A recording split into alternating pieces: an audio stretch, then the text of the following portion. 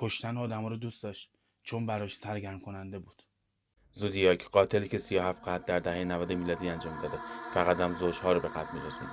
بعد از سومین قتل زودیاک 3 نامه برای پلیس ارسال میکنه و قتل‌ها رو گردن میگیره و از پلیس میخواد نامه‌هاشو در روزنامه‌ها به چاپ برسونه. تمام نامه‌های زودیاک رمزگذاری شده بود و کسی نتونست نامه‌ها رو رمزگشایی کنه. در سال 1969 در پارک برد لایک یک زوج دیگری به نام دالی و مایک مورد حمله گلوله قرار میگیرن. دالی در راه بیمارستان جون خودش از دست میده و مایک زنده میمونه. مایک زودیاک رو اینطور شرح میده: جوانی 26 تا 30 ساله، درشت هیکل، با قد 170، پوست سفید و موهای خرمایی رنگ. 1 سال بعد زودیاک تمام پلیس ها رو درگیر خودش میکنه. نامه‌ای با دستخط یکسان پلیس دریافت میکنه با سمبولی به شکل دایره و صلیبی روش که سمبل زودیاک شد. اون نامه رو 4 آگوست همون سال 2 معلم تونستن رمزگشایی کنن.